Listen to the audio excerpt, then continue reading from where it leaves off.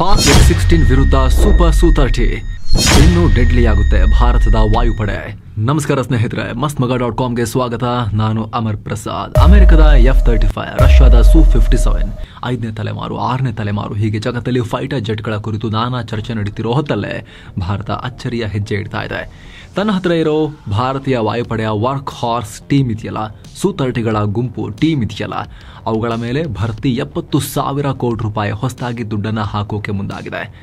ಇಡೀ ಜಗತ್ತಿನ ರಕ್ಷಣಾ ತಜ್ಞರು 70,000 ಕೋಟಿ ಹಾಕಿ ಈ ಹಳೆ ವಿಮಾನಗಳನ್ನು, 16 ವರ್ಷ ಹಳೆ ವಿಮಾನಗಳನ್ನು ಏನು ಮಾಡೋಕೆ ಹೊರಟಿದೆ ಭಾರತ ಅಂತ ಗಮನಿಸಬೇಕಾದ ಸಂಗತಿ ಅಂದರೆ, ಈ 70,000 ಕೋಟಿಯಲ್ಲಿ ಹೊಸ ಯುದ್ಧ ವಿಮಾನಗಳ ಒಂದು ಬ್ಯಾಚನ್ನೇ ಖರೀದಿ ಮಾಡಿದರೆ ರಷ್ಯಾ ನಿರ್ಮಿತ 5th ಜನರೇಷನ್ನ 140 Sukhoi 57 ಯುದ್ಧ ವಿಮಾನಗಳು ಬರ್ತಾ ಇದ್ವು ಅಂತ ಹೇಳ್ತಾ ಇದ್ದಾರೆ. ಆದರೆ ಅದೆಲ್ಲವನ್ನ ಪಕ್ಕಕ್ಕಿಟ್ಟು ಭಾರತ ಮತ್ತೊಂದು ಮಹತ್ವದ ಹೆಜ್ಜೆ ಇಡ್ತಾ ಇದೆ. ಎಲ್ಲ ಅಂದುಕೊಂಡಂತಾದರೆ ಭಾರತದ ಬತ್ತಳಿಕೆಗೆ F-16ಗಿಂತಲೂ ಡೆಡ್ಲಿ ಎನಿಸೋ 100 ಜೆಟ್ಗಳು ಸಡನ್ನಾಗಿ ಸೇರ್ಪಡೆಯಾಗ್ಬಿಡ್ತವೆ. ಬಹಳ ಕಾಯಬೇಕಂತೂ ಇಲ್ಲ. ಹಾಗಿದ್ರೆ ಭಾರತ ಮಾಡೋಕೆ ಹೊರಟಿರೋ ಆ ಮಹಾ ಸಾಹಸ ಏನು? ಅಷ್ಟಕ್ಕೂ ಯಾವ ವಿಮಾನಗಳ ಮೇಲೆ 70,000 ಕೋಟಿ ರೂಪಾಯಿ ಚೆಲ್ತಾ ಇದ್ದಾರೆ? ಆ ವಿಮಾನಗಳ ತಾಕತ್ತೇನು? ಇದರಿಂದ ಭಾರತೀಯ ವಾಯುಪಡೆಗೆ ಆ ಮೂಲಕ ದೇಶಕ್ಕೆ ಆಗೋ ಲಾಭ ಏನು? ಎಲ್ಲವನ್ನ ಕ್ವಿಕ್ ಆಗಿ ವರದಿಯಲ್ಲಿ ನೋಡ್ತಾ ಹೋಗೋಣ. ಕಡೆ ತನಕ ಮಿಸ್ ಮಾಡಿದೆ ನೋಡಿ ಸ್ನೇಹಿತರೆ. ಪ್ರಾಜೆಕ್ಟ್ ಸೂಪರ್ 30 ಹಳೆ ವಿಮಾನಗಳಿಗೆ ಹೈಟೆಕ್ ಸ್ಪರ್ಶ. ಭಾರತ ಪ್ಲಾನ್ ಮಾಡಿರೋ ಈ ಹೊಸ ಫೈಟರ್ ಜೆಟ್ ಯೋಜನೆ ಹೆಸರು ಸೂಪರ್ 30 ಅಥವಾ ಸೂಪರ್ Sukhoi 30. ಭಾರತದ ವಾಯುಪಡೆಯನ್ನು ಮತ್ತಷ್ಟು ಬಲಿಷ್ಠಗೊಳಿಸೋಕೆ, ಆಧುನೀಕರಣಗೊಳಿಸೋಕೆ ರೆಡಿ ಆಗ್ತಿರೋ ಯೋಜನೆ. ನಿಮಗೆಲ್ಲ ಗೊತ್ತಿರೋ ಹಾಗೆ ನಮ್ಮ ಹತ್ರ ಸುಮಾರು 600 ಫೈಟರ್ ಜೆಟ್ಗಳಿದ್ದು ಅದರಲ್ಲಿ ಹಲವು ವಿಮಾನಗಳಿಗೆ ಏಜ್ ಆಗಿದೆ. ರಫೇಲ್ ವಿಮಾನಗಳನ್ನು ಹೊರತುಪಡಿಸಿದರೆ ಈಗಿನ ಜನರೇಷನ್ಗೆ ತಕ್ಕಂತೆ ಅತ್ಯಾಧುನಿಕ ಅನಿಸೋ ವಿಮಾನಗಳಿಲ್ಲ. ಮಾಜಿ ಏರ್ಫೋರ್ಸ್ ಚೀಫ್ ಬದೌರಿಯಾ ಅವರು ಹೇಳೋ ಪ್ರಕಾರ ಸದ್ಯಕ್ಕೆ ನಮಗೆ ಕನಿಷ್ಠ 250 ರಫೇಲ್ ಕ್ಲಾಸ್ ಕೇಪಬಿಲಿಟಿಯ ವಿಮಾನಗಳು ಬೇಕು. ಆದರೆ ನಮ್ಮಲ್ಲಿ 36 ವಿಮಾನಗಳು ಮಾತ್ರ 4.5 ಜನರೇಷನ್ನ ವಿಮಾನಗಳು. ಹೀಗಾಗಿ ಭಾರತ ತನ್ನ ಬಳಿ ಇರೋ Sukhoi 30 MKI ವಿಮಾನಗಳಿಗೆ ಹೈಟೆಕ್ ಸ್ಪರ್ಶ ಕೊಡೋಕೆ ಮುಂದಾಗಿದೆ. ಇದರ ಬಗ್ಗೆ ತುಂಬ ಹಿಂದಿನಿಂದಲೂ ತಯಾರಿ ನಡೀತಾ ಇತ್ತು. ಆದರೆ ಆಪರೇಷನ್ ಸಿಂಧೂರ್ ನಂತರ ಇನ್ನಷ್ಟು ಎಫೆಕ್ಟಿವ್ ಆಗಿ ಇದನ್ನು ಜಾರಿ ಮಾಡೋಕೆ ಕೆಲಸ ನಡೀತಾ ಇದೆ. ಈ Sukhoi ನಮ್ಮ ವಾಯುಪಡೆಯ 4++ ಜನರೇಷನ್ನ ವಿಮಾನ ಆಗಿದ್ದು ಭಾರತದ ಬಳಿ ಸುಮಾರು 272 ವಿಮಾನಗಳಿವೆ. ಇದೇ ನಮ್ಮ ವಾಯುಪಡೆಯ ಕೋರ್ ಇದ್ದ ಹಾಗೆ ಭಾರತದ ವಾಯುಪಡೆಯ ಪಾಲಿಗೆ ಬೆನ್ನು ಮೂಳೆ ಕೋರ್ ಎಲ್ಲ ಇದೇನೆ. ರಷ್ಯನ್ ಫೈಟರ್ ಜೆಟ್ ಇದು. ಭಾರತದಲ್ಲಿ HAL ಹತ್ರ ಇದನ್ನು ಅಸೆಂಬಲ್ ಮಾಡಿಸಲಾಗಿದೆ. ಎಕ್ವಿಪ್ಮೆಂಟ್ ಎಲ್ಲ ಕೊಡೋದು ರಷ್ಯಾನೇ, ಇಲ್ಲಿ ಜೋಡಿಸಲಾಗಿದೆ. ಈಗ ಇದೇ ವಿಮಾನಕ್ಕೆ ಹೊಸ ಟೆಕ್ನಾಲಜಿ ಅಳವಡಿಸಿದನ್ನ ಮತ್ತಷ್ಟು ಪವರ್ಫುಲ್ ಮಾಡೋಕೆ ಭಾರತ ಪ್ಲಾನ್ ಹಾಕಿದೆ. ಇದಕ್ಕಾಗಿ 70,000 ಕೋಟಿ ರೂಪಾಯಿ ಖರ್ಚು ಮಾಡ್ತಾ ಇದ್ದು ಇನ್ನು 3 ರಿಂದ 4 ವರ್ಷಗಳಲ್ಲಿ ಈ ವಿಮಾನಗಳು ರೆಡಿ ಆಗಬಹುದು ಅನ್ನೋ ಮಾಹಿತಿ ಸಿಗ್ತಾ ಇದೆ. ಏನೇನಿರುತ್ತೆ ಸ್ನೇಹಿತರೆ, ಎಲ್ಲ ಅಂದುಕೊಂಡಂತ ಆಗ್ಬಿಟ್ರೆ ಅಮೆರಿಕದ F-16 ವಿಮಾನಗಳಿಂತಲೂ ಘಾತಕ ವಿಮಾನಗಳಾಗ್ತವಿದು. ಯಾಕಂದ್ರೆ ಜನಕ್ಕೆ F-16 ವಿಮಾನವೇ ಹಳೇದು.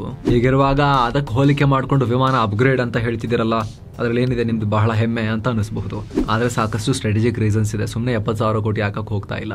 ಈ ಯೋಜನೆ ಅಡಿಯಲ್ಲಿ Sukhoi ವಿಮಾನಗಳಿಗೆ ರೆಡಾರ್ಗಳು, ಮಿಸೈಲ್ಗಳು ಮತ್ತು ಇನ್ನಿತರ ಟೆಕ್ನಾಲಜಿಯನ್ನ ಅಪ್ಗ್ರೇಡ್ ಮಾಡಲಾಗುತ್ತೆ. ಅದರಲ್ಲೂ ಮುಖ್ಯವಾಗಿ ಮಿಸೈಲ್ಗಳಿಗೆ ಹೆಚ್ಚಿನ ಪ್ರಾಮುಖ್ಯತೆ ಕೊಡಲಾಗ್ತಿದೆ. ಸದ್ಯ Sukhoi ಬಳಿ ಬ್ರಹ್ಮೋಸ್ ಮಿಸೈಲ್ಗಳನ್ನು ಅಳವಡಿಸಲಾಗಿದೆ. ಅವು ಹೆವಿ ಮಿಸೈಲ್ಸ್, ಜೊತೆಗೆ ಅವು ಏರ್ ಟು ಸರ್ಫೇಸ್ ಕ್ರೂಸ್ ಮಿಸೈಲ್ಗಳು. ಇವು ಭೂಮಿಯ ಮೇಲಿನ ಗುರಿಗಳನ್ನು ಧ್ವಂಸ ಮಾಡ್ತವೆ. ಇದರ ಹೊಸ ವರ್ಷನ್ ಅನ್ನ ಅದರಲ್ಲಿ ಅಳವಡಿಸಲಾಗುತ್ತೆ. ಇದರ ಜೊತೆಗೆ ಶತ್ರುವಿನೊಂದಿಗೆ ಕಾದಾಡೋಕೆ ವಿಶೇಷ ರೀತಿಯ BVR ಅಂದ್ರೆ ಬಿಯಾಂಡ್ ವಿಜುವಲ್ ರೇಂಜ್ ಮಿಸೈಲ್ಗಳನ್ನು ಅಳವಡಿಸಲಾಗುತ್ತೆ. ಸದ್ಯ ಈಗಿರೋ Sukhoi ನಲ್ಲಿ ರಷ್ಯಾ ನಿರ್ಮಿತ R-73 air to air missile ಇದೆ. ಇದು ಜಸ್ಟ್ 30 ಕಿಲೋಮೀಟರ್ ರೇಂಜ್ ಹೊಂದಿದೆ. ಹಾಗೆ R-77 ಮಿಸೈಲ್ 80 ಕಿಲೋಮೀಟರ್ ರೇಂಜ್ ಹೊಂದಿದೆ. ಇದು ಕೂಡ ತುಂಬಾ ಕಮ್ಮಿ ರೇಂಜ್ ಆಯಿತು. ಯಾಕಂದ್ರೆ ನಮ್ಮ ಶತ್ರು ಚೀನಾ ಮತ್ತು ಪಾಕ್ ಬಳಿ ಈ ರೀತಿ BVR ಮಿಸೈಲ್ಗಳು 200 ಕಿಲೋಮೀಟರ್ ರೇಂಜ್ ನಲ್ಲಿವೆ. PL-15 ಮಿಸೈಲ್ 200 ಕಿಲೋಮೀಟರ್ ದೂರದಲ್ಲೇ ಶತ್ರು ವಿಮಾನಗಳನ್ನು ಹೊಡೆದು ಹಾಕುತ್ತೆ ಅಂತ ಚೀನಾ ಪಾಕಿಸ್ತಾನ ಕ್ಲೇಮ್ ಮಾಡ್ತಾರೆ. ಏನು ಸ್ನೇಹಿತರೆ, ವರದಿಯಲ್ಲಿ ಮುಂದುವರಿಯುವ ಮುನ್ನ 7 Sands ಟೂರಿಸಂ ಕಂಪನಿ ಶಿರ್ಡಿ ಹಾಗೂ 3 ಜ್ಯೋತಿರ್ಲಿಂಗಗಳ 3 ನೈಟ್ 4 ಡೇ ಪ್ರವಾಸವನ್ನ ಆಯೋಜಿಸಿದೆ. ಶಿರ್ಡಿ ಸಾಯಿಬಾಬಾ, ಭೀಮಾಶಂಕರ, ನಾಶಿಕ್ ತ್ರಯಂಬಕೇಶ್ವರ, ಕೃಷ್ಣೇಶ್ವರ ಜ್ಯೋತಿರ್ಲಿಂಗ, ಅಜಂತ, ಎಲ್ಲೋರ ಇಲ್ಲೆಲ್ಲ ಹೋಗೋದಿರುತ್ತೆ. ಆಫರ್ ಪ್ರೈಸ್ 28,700 ರೂಪಾಯಿ ಮಾತ್ರ. ಪ್ಯಾಕೇಜ್ ನಲ್ಲಿ flight tickets, 3 star hotel stay, all meals, AC transport ವ್ಯವಸ್ಥೆ, 24/7 ಕನ್ನಡ ಟೂರ್ ಮ್ಯಾನೇಜರ್ ಸೌಲಭ್ಯ ಎಲ್ಲ ಇರುತ್ತೆ. ಹೊರಡೋ ದಿನ 28 ಜುಲೈ 2025. ಕೆಲವೇ ಸೀಟುಗಳು ಲಭ್ಯ. ಆಸಕ್ತರು ಈ ಕೂಡಲೇ ನಂಬರ್ಗೆ ಕಾಲ್ ಮಾಡಿ ನಿಮ್ಮ ಸೀಟನ್ನ ಕೂಡ ಬುಕ್ ಮಾಡಿ. ಬನ್ನೀಗ ವರದಿಯಲ್ಲಿ ಮುಂದುವರಿಯೋಣ. ಅದಕ್ಕೆ ಪ್ರತಿಯಾಗಿ ನಮ್ಮ ಹತ್ರ ರಫೇಲ್ ಅಲ್ಲಿ ಮೀಟಿಯೋರ್ ಹೆಸರಿನ ಏರ್ ಟು ಏರ್ ಮಿಸೈಲ್ ಇದೆ. ಅದು ಕೂಡ beyond visual range 200 kilometre range ಹೊಂದಿದೆ. ಆದರೆ ರಫೇಲ್ಗಳು ಜಾಸ್ತಿ ಇಲ್ವಲ್ಲ ನಮ್ಮ ಹತ್ರ. ನಮ್ಮ ವಾಯುಪಡೆಯ ಬೆನ್ನು ಮೂಳೆ, ಕೋರ್ ಎಲ್ಲವೂ ಕೂಡ ನಿಮಗೆ ಆಲ್ರೆಡಿ ಹೇಳಿದ ಹಾಗೆ 270 ಹಿಡ್ಕೊಂಡಿದೀವಿ ನಾವು ಸುಕೋಯಿಗಳನ್ನ. ಅವುಗಳಿಗೆ ಹೆಚ್ಚಿನ ಬಲ ಬೇಕಲ್ಲ, ಯಾಕಂದ್ರೆ ಸುಕೋಯ್ ಭಯಂಕರ ಬಲಶಾಲಿ ಫೈಟರ್ ಜೆಟ್ಟೆ. ಆದರೆ ಇಲ್ಲಿ F-16 ಬರ್ತಾ ಇದೆ ಅಂತ ಅನ್ಕೊಳ್ಳಿ, ನಾನು ಹೊಡಿತೀನಿ ಅಂತ ಗಮ್ಮತ್ತಲ್ಲಿ ಹೋಗ್ತಿರುತ್ತೆ ಸುಕೋಯ್ ಅಂತ ಅನ್ಕೊಳ್ಳಿ. ನಾನು ಹೋಗ್ತೀನಿ, ಹಿಂಗೆ ಹೊಡಿತೀನಿ ಅಂತ ಹೋಗ್ತಿರುತ್ತೆ ಈಗ ಸುಕೋಯ್. ಆದರೆ ಈ ಕಡೆಯಿಂದ F-16 ಬರ್ತಿರುತ್ತಲ್ಲ, ಅದಕ್ಕೆ ಆಲ್ರೆಡಿ ಸುಕೋಯ್ ಕಂಡಿರುತ್ತೆ, ಜೊತೆಗೆ ಅಲ್ಲಿಂದಲೇ ಹೊಡೆಯುವ ಸಾಮರ್ಥ್ಯ ಅದಕ್ಕಿರುತ್ತೆ. ಯಾಕಂದರೆ ಅವ್ರ ಹತ್ರ ಲಾಂಗ್ ರೇಂಜ್ನ ಏರ್ ಟು ಏರ್ ಮಿಸೈಲ್ ಇದೆ. ಆದರೆ ಸುಕೋಯ್ F-16 ಹೊಡಿಬೇಕಂದ್ರೆ ಇನ್ನೂ ಸ್ವಲ್ಪ ಹತ್ರ ಹೋಗಿ ಹೊಡಿಬೇಕು. ಇದು biggest disadvantage. Air to air ಬ್ಯಾಟಲ್ನಲ್ಲೂ ಕೂಡ ಅಷ್ಟೇ, ಯಾರು ಫಸ್ಟ್ ನೋಡ್ತಾರೋ ಮತ್ತು ಯಾರಿಗೆ ಫಸ್ಟ್ ಹೊಡೆಯೋ ಸಾಮರ್ಥ್ಯ ಇದೆಯೋ ಅವರೇ ಗೆದ್ದ ಹಾಗೆ. ಎಂಥ ಬಲಶಾಲಿ ಮಸಲ್ ಇದ್ರೆ ಏನು, ತಾಕತ್ತಿದ್ರೇನು, ಹೊಡೆಯೋಕ್ಕಾಗಿಲ್ಲ ಅಂತ ಹೇಳಿದ್ರೆ. ಹಾಗಾಗಿ ಇದರ ಮೊದಲೇ ಗುರುತಿಸಿ ಮೊದಲೇ ಹೊಡೆಯುವ ಸಾಮರ್ಥ್ಯ, ಓಕೆ F-16 ಅಲ್ಲಿದೆ, ನಾನು ಇಲ್ಲಿ ಹೋಗಿ ಹೊಡಿತೀನಿ ಅಂಥೇಳಿ ಅದು ಪ್ಲ್ಯಾನ್ ಮಾಡ್ಕೊಂಡು ಬಂದು ಹೊಡ್ತಾ ತಿನ್ನೋದ್ರ ಬದಲಿಗೆ ಮೊದಲೇ ಗುರುತಿಸಿ ಇಲ್ಲಿಂದಲೇ ಹೊಡೆಯೋ ಸಾಮರ್ಥ್ಯವನ್ನು ಗಳಿಸ್ಕೊಂಡ್ರೆ ಹೇಗಿರುತ್ತೆ, ಅದು ಆ ಕೇಪಬಿಲಿಟಿಯನ್ನು ಕೊಡೋಕೆ ಈಗ ಪ್ರಯತ್ನ ಪಡಲಾಗ್ತಾ ಇದೆ. 350 ಕಿಲೋಮೀಟರ್ ದೂರ ರೇಂಜ್ ಹೊಂದಿರೋ ನಮ್ಮ ಅಸ್ತ್ರ ಮಿಸೈಲ್ ಜೋಡಿಸೋಕೆ ತಯಾರಿ ನಡೀತಾ ಇದೆ. ಈ ಅಸ್ತ್ರ ಮಿಸೈಲ್ ಅನ್ನ ಭಾರತವೇ ತಯಾರು ಮಾಡಿದೆ. ಗೇಮ್ ಚೇಂಜರ್ BVR ಮಿಸೈಲ್ ಅಂತ ಪರಿಗಣಿಸಲಾಗುತ್ತೆ. ನಮ್ಮ ತೇಜಸ್ ವಿಮಾನಗಳಿಗೂ ಇದನ್ನು ಅಳವಡಿಸಿದ್ದಾರೆ. ಸೊ ಅದೇ ಮಿಸೈಲ್ ಅನ್ನ ಇಲ್ಲಿಗೂ ಅಳವಡಿಸೋಕೆ ಈಗ ಪ್ಲಾನ್ ಆಗಿದೆ. ಹಾಗೆ ರಷ್ಯಾ ನಿರ್ಮಿತ R-37 ಮಿಸೈಲ್ ಅನ್ನ ಕೂಡ ಇದರಲ್ಲಿ ಇಂಟಿಗ್ರೇಟ್ ಮಾಡಬಹುದು ಅಂತ ಹೇಳಲಾಗ್ತಿದೆ. ಈ R-37 ಜಗತ್ತಿನ ಬಲಿಷ್ಠ BVR ಮಿಸೈಲ್ 400 ಕಿಲೋಮೀಟರ್ ರೇಂಜ್ ಹೊಂದಿದೆ. ಶತ್ರು ವಿಮಾನಗಳು 400 ಕಿಲೋಮೀಟರ್ ದೂರದಲ್ಲೇ ಬರ್ತಾ ಇದ್ರೂ ಕೂಡ ಅಲ್ಲಿಂದಲೇ ಅವ್ರನ್ನ ಉಡಾಯಿಸಬಹುದು. ಇವುಗಳ ಬಗ್ಗೆ ಭಾರತ ಇಂಟ್ರೆಸ್ಟ್ ತೋರಿಸ್ತಾ ಇದ್ದು ಹೊಸ ಸುಕೋಯ್ಗೆ ಅಳವಡಿಸೋ ಸಾಧ್ಯತೆ ಇದೆ. ಇನ್ನು ಎರಡನೇದಾಗಿ ಇದಕ್ಕೆ ಫೋಟಾನಿಕ್ಸ್ ರೆಡಾರ್ ಅಳವಡಿಸೋಕ್ಕೂ ಕೂಡ ಪ್ಲಾನ್ ಆಗಿದೆ. ಇದನ್ನ air marshal Ashutosh Dikshit confirm ಮಾಡಿದ್ದು, ಸುಕೋಯ್ ಮತ್ತು ರಫೇಲ್ ಫ್ಲೀಟ್ಗಳಿಗೆ ಇದನ್ನ ಕನ್ಸಿಡರ್ ಮಾಡಲಾಗ್ತಾ ಇದೆ ಅಂತ ಹೇಳಿದ್ದಾರೆ. ಸ್ನೇಹಿತರೆ, ಫೋಟಾನಿಕ್ಸ್ ರೆಡಾರ್ ಅನ್ನೋದು ಸಾಂಪ್ರದಾಯಿಕ ರೆಡಾರ್ಗಳಿಗೆ ಹೋಲಿಸಿಕೊಂಡ್ರೆ ತುಂಬಾ ವಿಭಿನ್ನವಾಗಿ ಕೆಲಸ ಮಾಡ್ತವೆ. ಮಾಮೂಲಿ ರೆಡಾರ್ ರೇಡಿಯೋ ಫ್ರೀಕ್ವೆನ್ಸಿಗಳನ್ನ ಬಳಕೆ ಮಾಡ್ತವೆ. ಅಂದರೆ ವಿಮಾನಗಳಿಗೆ ಮತ್ತೊಂದು ವಿಮಾನ ಬರ್ತಾ ಇದೆ ಅನ್ನೋದು ರೇಡಿಯೋ ಫ್ರೀಕ್ವೆನ್ಸಿಯಿಂದ ಗೊತ್ತಾಗುತ್ತೆ. ಆದರೆ ಫೋಟಾನಿಕ್ ರೆಡಾರ್ಸ್ನಲ್ಲಿ ಸಿಗ್ನಲ್ನ ಟ್ರಾನ್ಸ್ಫರ್ ಮತ್ತು ರಿಸೀವ್ ಮಾಡ್ಕೊಳ್ಳೋಕೆ ಲೈಟ್ ಬೇಸ್ಡ್ ಟೆಕ್ನಾಲಜಿ ಬಳಸ್ತಾರೆ. ಲೇಸರ್ ಮತ್ತು ಆಪ್ಟಿಕಲ್ ಫೈಬರ್ಸ್ನ ಯೂಸ್ ಮಾಡಲಾಗುತ್ತೆ. ಇವು ಲೈಟ್ ಸಿಗ್ನಲ್ಸ್ನ ರೆಡಾರ್ ಸಿಗ್ನಲ್ ಆಗಿ ಚೇಂಜ್ ಮಾಡ್ತವೆ. ಇದರಿಂದ ನಿಖರವಾಗಿ ವೇಗವಾಗಿ ಶತ್ರು ಆಬ್ಜೆಕ್ಟ್ಸ್ ಅನ್ನ ಕಂಡುಹಿಡಿಯಬಹುದು. ಇವುಗಳನ್ನ ಬ್ಲಾಕ್ ಮಾಡೋದು ಕಷ್ಟ. ಅಲ್ಲದೆ ಈ ರೆಡಾರ್ಗಳಿಗೆ ಸ್ಟೆಲ್ತ್ ವಿಮಾನಗಳನ್ನು ಪತ್ತೆ ಮಾಡೋ ಸಾಮರ್ಥ್ಯ ಇದ್ದು ಎನರ್ಜಿ ಎಫಿಷಿಯೆಂಟ್ ಕೂಡ ಹೌದು. ಹೀಗಾಗಿ ಒಂದು ವೇಳೆ F-35, J-20 ಅಂತ ಸ್ಟೆಲ್ತ್ ವಿಮಾನಗಳ ಜೊತೆಗೆ ಯುದ್ಧಕ್ಕೆ ಇಳಿದ್ರೆ ಆಗ ಇವು ಹೆಲ್ಪ್ ಆಗಬಹುದು ಅಂತ ಹೇಳಲಾಗ್ತಿದೆ. ಇನ್ನು ಈ ಫೋಟಾನಿಕ್ಸ್ ಟೆಕ್ನಾಲಜಿ ಜೊತೆಗೆ ಸುಕೋಯ್ಗೆ ಲಾಂಗ್ ರೇಂಜ್ನ ರೆಡಾರ್ ಅನ್ನು ಕೂಡ ಅಳವಡಿಸಲಾಗ್ತಾ ಇದೆ.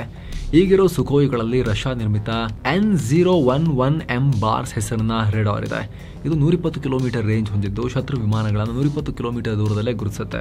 ಆದರೆ ಈಗಿನ ಕಾಲಕ್ಕೆ ಸಾಕಾಗಲ್ಲ. ಹೀಗಾಗಿ ಇದಕ್ಕೆ ವಿರೂಪಾಕ್ಷ ರೆಡಾರ್ ಅಳವಡಿಸೋಕೆ ಭಾರತ ಮುಂದಾಗಿದೆ. ಈ ವಿರೂಪಾಕ್ಷ ರೆಡಾರ್ ನಮ್ಮ DRDOನೇ ತಯಾರು ಮಾಡಿತ್ತು. ಇದಕ್ಕೆ ಶಿವರ 3ನೇ ಕಣ್ಣನ್ನ ಸ್ಫೂರ್ತಿಯಾಗಿ ಇಟ್ಕೊಂಡಿದ್ದಾರೆ. ಹೇಗೆ ಶಿವರು ಭೌತಿಕ ಸಂಗತಿಗಳ ಆಚೆಗೂ ಎಲ್ಲವನ್ನ ನೋಡೋ ಶಕ್ತಿಯನ್ನ ಹೊಂದಿದಾರೋ ಹಾಗೆ ಈ ರೆಡಾರ್ ಕೂಡ ಶತ್ರುಗಳ ಚಲನವಲನದ ಬಗ್ಗೆ ಬಹುದೂರದಲ್ಲೇ ದೃಷ್ಟಿ ನೆಡುತ್ತೆ ಅಂತ ಆ ಒಂದು ಕಲ್ಪನೆಯಲ್ಲಿ ಇದಕ್ಕೆ ಆ ರೀತಿ ಹೆಸರನ್ನ ಇಡಲಾಗಿದೆ. ಇದು 300ರಿಂದ 400 ಕಿಲೋಮೀಟರ್ ರೇಂಜ್ ಅನ್ನ ಹೊಂದಿದ್ದು ನಿಖರವಾಗಿ, ಫಾಸ್ಟ್ ಆಗಿ ಮತ್ತು ಎಫೆಕ್ಟಿವ್ ಆಗಿ ಶತ್ರು ಟಾರ್ಗೆಟ್ ಗಳನ್ನ ಗುರುತಿಸೋಕೆ ಹೆಲ್ಪ್ ಮಾಡುತ್ತೆ. ಇದರ ಜೊತೆಗೆ ಡಿಜಿಟಲ್ ಕಾಕ್ಪಿಟ್ ಅಳವಡಿಸೋಕು ಪ್ಲಾನ್ ಆಗಿದೆ. ಹಳೆ ಸುಕೋಯುಗಳಲ್ಲಿ ಸಣ್ಣ ಸ್ಕ್ರೀನ್ ಇರ್ತಾ ಇತ್ತು. ಮಾಹಿತಿ ಪಡೆಯೋಕೆ ಮತ್ತು ಕಳಿಸೋಕೆ ಇದರಿಂದ ಸ್ವಲ್ಪ ಕಷ್ಟ ಆಗ್ತಿತ್ತು. ಪೈಲಟ್ ಫ್ರೆಂಡ್ಲಿ ಇರಲಿಲ್ಲ. ಆದರೆ ಹೊಸ ಸುಕೋಯ್ ಡಿಜಿಟಲ್ ಕಾಕ್ಪಿಟ್ ಹೊಂದಿರುತ್ತೆ, ದೊಡ್ಡ ಸ್ಕ್ರೀನ್ ಹೊಂದಿರುತ್ತೆ. ಡೇಟಾ, ಮ್ಯಾಪ್, ವಾರ್ನಿಂಗ್ ಸಿಸ್ಟಮ್ ಎಲ್ಲದರ ಬಗ್ಗೆ ಕೂಡ ದೊಡ್ಡ ಸ್ಕ್ರೀನ್ನಲ್ಲಿ ಡಿಸ್ಪ್ಲೇ ಆಗುತ್ತೆ. ಟಚ್ ಸ್ಕ್ರೀನ್ ಮತ್ತು ಸ್ಮಾರ್ಟ್ ಬಟನ್ ವ್ಯವಸ್ಥೆ ಇರುತ್ತೆ. ಬ್ಯಾಟಲ್ ಫೀಲ್ಡಲ್ಲಿ ತುಂಬ ಹೆಲ್ಪ್ ಆಗುತ್ತೆ. ಕ್ವಿಕ್ ಆಗಿ ರಿಯಾಕ್ಟ್ ಮಾಡೋಕೆ ಹೆಲ್ಪ್ ಆಗುತ್ತೆ. ಡ್ರೋನ್, ಏವ್ಯಾಕ್ಸ್, ಸ್ಯಾಟಲೈಟ್ಗಳಿಗೆ ಬೇಗ ಕನೆಕ್ಟ್ ಆಗ್ಬೋದು. ಈ ಎಲ್ಲ ಕಾರಣಗಳಿಂದಲೂ ಈ ಡಿಜಿಟಲ್ ಕಾಕ್ಪಿಟ್ ಮಹತ್ವ ಪಡ್ಕೊಳ್ಳುತ್ತೆ. ಇನ್ನು ಹೊಸ ಫ್ಲೈಟ್ ಕಂಟ್ರೋಲ್ ಸಿಸ್ಟಮ್ ಅನ್ನು ಕೂಡ ಇದರಲ್ಲಿ ಅಳವಡಿಸ್ತಾ ಇದ್ದಾರೆ. ಇದು ಫೈಟರ್ ಜೆಟ್ನ ಬ್ರೈನ್ ರೀತಿ ಕೆಲಸ ಮಾಡುತ್ತೆ. ವಿಮಾನ ಸೇಫ್ ಆಗಿ ರನ್ ಆಗೋಕೆ, ಹಾರೋಕೆ ಹೆಲ್ಪ್ ಮಾಡುತ್ತೆ. ಡ್ಯಾಮೇಜ್ ಆಗೋ ಟೈಮ್ ಬಂದಾಗ, ಶತ್ರುಗಳಿಂದ ದಾಳಿ ಆಗ್ತಿದೆ ಅನ್ನೋ ಸೂಚನೆ ಸಿಕ್ಕಿದ್ರೆ ಸಡನ್ ಆಗಿ ಮೂವ್ ಆಗೋಕೆ, ಪೈಲಟ್ಗಳು ನಿರ್ಧಾರ ತಗೊಳ್ಳೋಕೆ ಈ ಸಿಸ್ಟಮ್ ವರ್ಕ್ ಆಗಬೇಕು. ಇಷ್ಟು ದಿನ 32 ಬಿಟ್ ಸಿಸ್ಟಮ್ನ ಬಳಸಲಾಗ್ತಾ ಇತ್ತು. ಈಗ ಅದಕ್ಕಿಂತ ಪವರ್ಫುಲ್ 64 ಬಿಟ್ ಡಿಜಿಟಲ್ ಫ್ಲೈಟ್ ಕಂಟ್ರೋಲ್ ಸಿಸ್ಟಮ್ನ ಅಳವಡಿಸಲಾಗ್ತಾ ಇದೆ. ಇದರೊಂದಿಗೆ ಎಲೆಕ್ಟ್ರಾನಿಕ್ ವಾರ್ಫೇರ್ಗೆ ತಕ್ಕಂತೆ ವಿಮಾನದಲ್ಲಿ ಫೀಚರ್ಸ್ ಅನ್ನು ಹಾಕಲಾಗ್ತಾ ಇದ್ದು ಸಿಯಾಡ್ ಅಥವಾ ಸಪ್ರೆಷನ್ ಆಫ್ ಎನಿಮಿ ಏರ್ ಡಿಫೆನ್ಸಸ್ಗೂ ಕೂಡ ವಿಶೇಷವಾಗಿ ತಯಾರು ಮಾಡಲಾಗ್ತಾ ಇದೆ. ಅಂದರೆ ಶತ್ರುಗಳ ಏರ್ ಡಿಫೆನ್ಸ್ ಅನ್ನು ನಿಗ್ರಹಿಸಿ ಒಳನುಗ್ಗೋ ಸಾಮರ್ಥ್ಯವನ್ನು ಇದಕ್ಕೆ ಕೊಡಲಾಗ್ತಾ ಇದೆ. ಒಟ್ಟಾರೆ ಸುಖೋಯ್ 30ಗೆ ಸು-30ಗೆ ಹೊಸ ರೂಪ ಸಿಗ್ತಾ ಇದ್ದು ಸೂಪರ್ ಸು-30 ಆಗಿ 3-4 ವರ್ಷಗಳಲ್ಲಿ ವಾಯುಪಡೆಗೆ ಮತ್ತಷ್ಟು ಬಲ ಕೊಡಲಿವೆ. HAL ಮತ್ತು DRDO ಹಾಗೂ ಇನ್ನಿತರ ಕೆಲ ಖಾಸಗಿ ಕಂಪನಿಗಳು ಸೇರ್ಕೊಂಡು ಈ ಪ್ರಾಜೆಕ್ಟ್ ಕೈಗೆತ್ತಿಕೊಳ್ತಾ ಇದ್ದಾರೆ. ಸುಮಾರು 78% ಸ್ವದೇಶಿ ವಸ್ತುಗಳನ್ನೇ ಇದರಲ್ಲಿ ಬಳಸೋಕೆ ಪ್ಲಾನ್ ಮಾಡಲಾಗಿದೆ. ಹಳೇದ್ ಯಾಕೆ? ಈಗ ಮೇನ್ ವಿಚಾರಕ್ಕೆ ಬರೋಣ. ಎಲ್ಲರೂ 5ನೇ ತಲೆಮಾರಿನ ವಿಮಾನ ಅಂತ ಓಡುವಾಗ ಭಾರತ ಇಷ್ಟು ದುಡ್ಡನ್ನ ಯಾಕೆ ಇದ್ರ ಮೇಲೆ ಖರ್ಚು ಮಾಡ್ತಾ ಇದೆ ಅಂತ ಅನಿಸಬಹುದು. ಆದರೆ ಸ್ನೇಹಿತರೆ, ಇದು ಭಾರತಕ್ಕೆ ಅತ್ಯಂತ ಕ್ರೂಷಿಯಲ್. ಯಾಕಂದ್ರೆ ಸದ್ಯ ನಮ್ಮ ಬಳಿ 5ನೇ ತಲೆಮಾರಿನ ವಿಮಾನ ಇಲ್ಲ. ಸ್ವದೇಶಿಯಾಗಿ ಆಮ್ಕಾ ಪ್ರಾಜೆಕ್ಟ್ ನಡೀತಾ ಇದೆ, ಆದರೆ ಅದಿನ್ನೂ ಕೂಡ ಪ್ರಗತಿಯಲ್ಲಿದೆ. ಈ ಕ್ಷಣಕ್ಕೆ ರಷ್ಯಾ ಮತ್ತು ಅಮೆರಿಕದಿಂದ 5ನೇ ತಲೆಮಾರಿನ ವಿಮಾನ ಖರೀದಿ ಮಾಡೋಕೆ ಭಾರತ ಮನಸ್ಸು ಮಾಡ್ತಿಲ್ಲ. ಹೀಗಾಗಿ ಬಿಯಾಂಡ್ ವಿಜುವಲ್ ರೇಂಜ್ನ ಯುದ್ಧ ನಡೆದಾಗ ಅಲ್ಲಿ ಹೊಸ ವಿಮಾನಗಳ ಅಗತ್ಯ ಬಂದೇ ಬರುತ್ತೆ. ಒಂದು ವೇಳೆ 5ನೇ ತಲೆಮಾರಿನ ವಿಮಾನ ಖರೀದಿಸಿದ್ರೂ ನಮಗೆ ಸುಖೋಯ್ ವಿಮಾನಗಳು ಆಧುನೀಕರಣಗೊಳ್ಳುವ ಅವಶ್ಯಕತೆ ಇದೆ. ಯಾಕಂದರೆ ಭಾರತ ಯುದ್ಧ ವಿಮಾನಗಳ ಕೊರತೆಯನ್ನು ಅನುಭವಿಸ್ತಾ ಇದೆ. 42 ಸ್ಕ್ವಾಡ್ರನ್ಗಳ ಪೈಕಿ ಭಾರತದ ಬಳಿ ಬರೀ 32 ಸ್ಕ್ವಾಡ್ರನ್ ಇವೆ. 200ರಿಂದ 300 ಫೈಟರ್ ಜೆಟ್ನ ಅಗತ್ಯ ಇದೆ. ಹಾಗೆ ಕೆಲ ವಿಮಾನಗಳು ಸೇವೆಯಿಂದ ನಿವೃತ್ತಿಗೊಳ್ತಾ ಇದ್ದಾವೆ. ಇಂಥ ಟೈಮ್ನಲ್ಲಿ ಎಲ್ಲ ವಿಮಾನಗಳನ್ನು 5ನೇ ತಲೆಮಾರಿನ ವಿಮಾನಗಳಿಂದಲೇ ಈ ಕ್ಷಣಕ್ಕೆ ರಿಪ್ಲೇಸ್ ಮಾಡೋಕ್ಕಾಗಲ್ಲ. ಕೊನೆ ಪಕ್ಷ ರಫೈಲ್ ಕ್ಲಾಸ್ನ ಫೈಟರ್ ಜೆಟ್ಗಳಾದರೂ ಬೇಕಾಗ್ತವೆ. ಏನು, ಸದ್ಯ ಪಾಕಿಸ್ತಾನ ಮತ್ತು ಚೀನಾ ಬಳಿ 4.5 ಜನರೇಷನ್ನ ಸಾಕಷ್ಟು ಯುದ್ಧ ವಿಮಾನಗಳಿವೆ. ಪಾಕ್ ಬಳಿ ಅಮೆರಿಕ ನಿರ್ಮಿತ F-16 ವಿಮಾನಗಳ ಬ್ಯಾಚೇ ಇದೆ. ಪಾಕಿಸ್ತಾನ ಕೂಡ ಅದನ್ನು ಅಪ್ಗ್ರೇಡ್ ಮಾಡ್ತಾ ಇದೆ. ಇನ್ನು ಚೀನಾ ಬಳಿ ಚೆಂಗ್ಡು J-10C ಇದೆ. ಸೊ ಅದಕ್ಕೆ ಮ್ಯಾಚ್ ಮಾಡಬೇಕು ಅಂದರೆ ಅಥವಾ ಅದಕ್ಕಿಂತ ಹೆಚ್ಚು ಶಕ್ತಿಶಾಲಿಯಾಗಿರಬೇಕು ಅಂದರೆ ನಮ್ಮ ಹತ್ರ ಕೂಡ ಆಧುನಿಕ ವಿಮಾನಗಳು ಬೇಕು. ಅಲ್ಲಿ ಸುಖೋಯ್ ಅಪ್ಗ್ರೇಡ್ ಮಾಡೋದು ಮುಖ್ಯ ಆಗುತ್ತೆ. ಪ್ರತಿ ಸಲ ಪಾಕಿಸ್ತಾನದೊಂದಿಗೆ ಕದನ ಆದಾಗ ಈ F-16 ವಿಮಾನವನ್ನು ತನ್ನ ದೊಡ್ಡ ಅಸ್ತ್ರ ಅಂತ ಹಿಡ್ಕೊಂಡ್ಬರುತ್ತೆ ಅದು. ಸೊ ಇಷ್ಟು ದಿನ ಸುಖೋಯ್ಗಳನ್ನು ಅದರ ಮೇನ್ ಚಾಲೆಂಜರ್ ಆಗಿ ಕರಿತಾ ಇದ್ರು. ಈಗ ಆ F-16ಗಿಂತಲೂ ಹೆಚ್ಚಿನ ಶಕ್ತಿ ಸುಖೋಯ್ಗೆ ಸಿಗುತ್ತೆ. ಆದರೆ ಇಷ್ಟು ದಿನ F-16ಗಳ BVR ಕೇಪಬಿಲಿಟೀಸ್ ಮುಂದೆ ಸುಖೋಯ್ ಹಿಂದೆ ಬೀಳ್ತಾ ಇತ್ತು.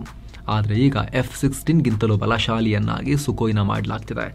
ಸುಖೋಯ್ ಗಂಟೆಗೆ 2120 ಕಿಲೋಮೀಟರ್ ವೇಗದಲ್ಲಿ ನುಗ್ಗೋ ಸಾಮರ್ಥ್ಯ ಹೊಂದಿದೆ. 3000 ಕಿಲೋಮೀಟರ್ ರೇಂಜ್ ಹೊಂದಿದೆ.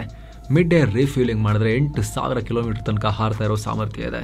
ಭಾರತೀಯ ಪೈಲಟ್ಗಳಿಗೆ ಫೇವರೇಟ್ ವಿಮಾನ ಕೂಡ ಹೌದು. ಹೆವಿ ಲಿಫ್ಟ್ ಮಾಡೋ ಸಾಮರ್ಥ್ಯ ಇರೋ ವಿಮಾನ.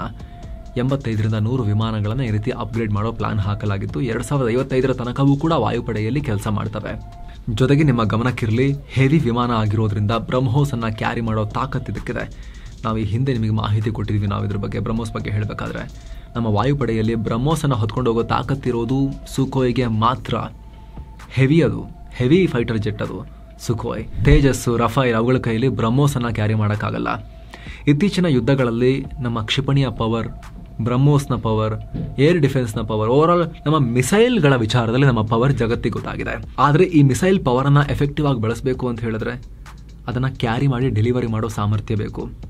ವಾಯುಪಡೆಯಲ್ಲಿ ಸುಖೋಯ್ಗೆ ಮಾತ್ರ ಆ ಎಬಿಲಿಟಿ ಇರೋದು. ಆದರೆ ಆ ರೀತಿ ಬ್ರಹ್ಮೋಸ್ ಕಟ್ಟಿ ನಾವು ಹಾರಿಸಿದಾಗ ಶತ್ರುವಿನ ಕಣ್ಣಿಗೆ ಮೊದಲೇ ಬಿದ್ದುಬಿಟ್ಟಿದ್ದು ಹೊಡೆತ ತಿನ್ನೋ ರೀತಿ ಆಗಿಬಿಟ್ರೆ, ಶತ್ರು ಏರ್ಕ್ರಾಫ್ಟ್ ಮುಂಚೆನೇ ಅದನ್ನು ಪತ್ತೆ ಹಚ್ಚಿ ಹೊಡೆಯೋ ರೀತಿ ಆಗಿಬಿಟ್ರೆ ಅದು ಕೂಡ ಪ್ರಾಬ್ಲಮ್ ಅಲ್ವಾ? ಅಂಥ ಟೈಮ್ನಲ್ಲಿ ಅದಕ್ಕೆ F-16ಗಳನ್ನು ಫೇಸ್ ಮಾಡುವ, ಹೊಡೆಯುವ ಸಾಮರ್ಥ್ಯವನ್ನು ಕೂಡ ಕೊಟ್ಟು ಬ್ರಹ್ಮೋಸನ್ನು ಕೂಡ ಕ್ಯಾರಿ ಮಾಡೋ ಕೇಪಬಿಲಿಟಿ ಜೊತೆಗೆ ಅದನ್ನು ಕಂಬೈನ್ ಮಾಡಿದಾಗ ಪಾಕಿಸ್ತಾನದ ಪಾಲಿಗೆ ಅತ್ಯಂತ ಘಾತಕವಾಗಿ ಸುಖೋಯ್ಗಳು ಪರಿಣಮಿಸ್ತವೆ. ಹೀಗಾಗಿ ಎಲ್ಲ ಕಾರಣಗಳಿಂದ ಈ ಪ್ಲಾನ್ ತುಂಬ ಇಂಪಾರ್ಟೆಂಟ್. ಈ ಸೂಪರ್ ಸು-30 ಪ್ಲಾನ್. ಇದಕ್ಕೆ ಸಂಬಂಧಪಟ್ಟಂತೆ ನಿಮಗೇನನ್ಸುತ್ತೆ ಕಾಮೆಂಟ್ ಮಾಡಿ ತಿಳಿಸಿ. ಮತ್ತೆ ಭೇಟಿ ಆಗ್ತಿರೋಣ. ನಮಸ್ತೆ.